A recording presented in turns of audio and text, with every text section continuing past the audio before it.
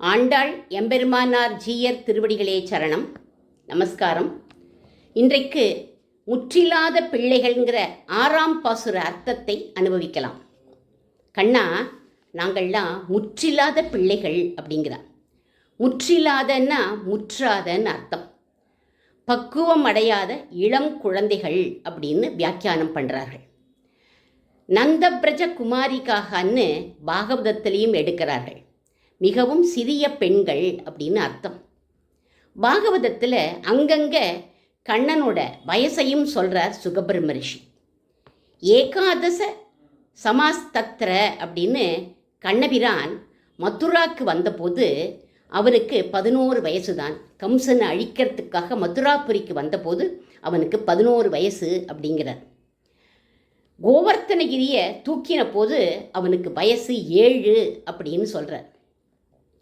क्व சப்தஹயானோ பாலக क्व மகாத்ரேர் விதாரணம் அப்படின்னு கோபர்கள்லாம் நந்தகோபன் கிட்ட சொல்கிறாளாம்.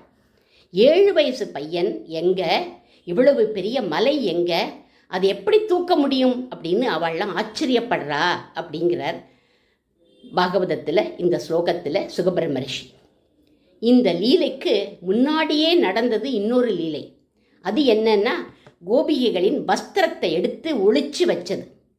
அந்த சமயம் கண்ணனுடைய வயசு 6 அப்படின்னு சொல்கிறார் சுகபிரம்ம ரிஷி. கண்ணனை கல்யாணம் பண்ணிட்டு அவனுக்கு ஜோடியாக இருக்கணும்னா 1 வயசாவது சின்னவாளாக இருக்க வேண்டாமா இந்த கோபிகைகள்லாம்? அதுக்கப்புறம் இந்த கோபிகைகள்லாம் அந்த சமயம் நந்தகோப சுதம் தேவி பதிமே குருன்னு அவனை பர்த்தாவா அடையணும்னு கார்த்தியாயினி தேவி கிட்ட பிரார்த்திக்கிறார்களே, அதனால இவர்களும் 4 அல்லது 5 வயசு சிறுமிகள் தான் அப்படின்னு தெரியறது. நாங்கள்லாம் முற்றில்லாத பிள்ளைகள் கண்ணா அப்படிங்கிறா. அதுக்கப்புறம் சொல்கிறா, எங்களுக்கு மூளை போந்திலாதோமை அப்படிங்கிறா. இதுக்கு என்ன அர்த்தம் அப்படின்னா, பெண்களுக்கு உரிய அடையாளங்கள் எங்களுக்கு இன்னும் ஏற்படலை அப்படிங்கிறா. நாங்கள்லாம் இளம் குழந்தைகள் கண்ணா அப்படிங்கிறா நாச்சியார். அடுத்ததாக கண்ணனை பார்த்து சொல்கிறார், நாள்தோறும் சிற்றில் மேல் இட்டுக்கொண்டு நீ சிறிது உண்டு திண்ணென நாம் அது கற்றிலோம் அப்படிங்கிறார். என்ன அர்த்தம் இதுக்கு அப்படின்னா, ஒவ்வொரு நாளும் இந்த சிற்றில் அழிக்கிறேன்னு சொல்லிட்டு எங்களுக்கு புரியாத விஷயங்கள் எல்லாம் பேசிட்டு எங்களை நீ கூப்பிட்டா நீ எங்களை கூப்பிடுறேன்னு புரிஞ்சுக்கிற வயசு எங்களுக்கு இல்லை கண்ணா, இதெல்லாம் நாங்கள் கற்கலை அப்படிங்கிறான்.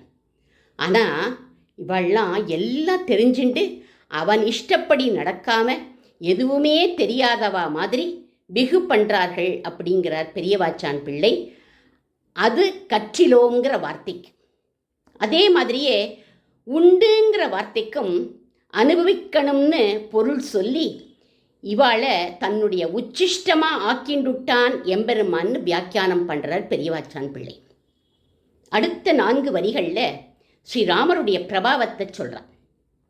கடலை அடைத்து அரக்கர் குலங்களை முற்றவும் செற்று இலங்கையை பூசலாக்கிய சேவகா எம்மை பாதியேல். பூர்வ அவதாரத்தில் கடலையே அடைச்சியே, கடலில் பாலம் கட்டினியே, குரங்குகளை கொத்தனாராக வச்சுண்டு மலைகளை அடுக்கி பாலம் கட்டினியேப்பா, எங்களோட சிற்றில் அழகா உன்னால் கட்டி கொடுக்க முடியாதா என்ன அப்படின்னு கேட்குறா. லங்கையத்தான் போர்க்களமாக ஆக்கின, ஆனால் இது ஆயர்பாடிப்பா, இங்கே நீ வளர்கிறதுக்கு தானே வந்திருக்க, இதை போர்க்களமாக ஆக்கிடாத அப்படிங்கிறா. அரக்கர் குலத்தை சண்டை போட்டு அழிச்ச, அவர்களை அழிச்சது தகும், எங்களை அந்த மாதிரி நீ அழிச்சுடாத. நீ யாரு? கோதண்ட ராமனாச்சே. ஏதோ போர் புரிந்து ராவணாதிகளை சபுத்திர பௌத்திரம் சாமாத்தியம்னு குலத்தோடு அழிச்சது போரும். உன்னோட திக்விஜயம் எங்களோட சிற்றில் வரையிலும் வரவேண்டாம் அப்படிங்கிறா நாச்சியார் இந்த பாசுரத்தில். ஆண்டாள் திருவடிகளே சரணம்.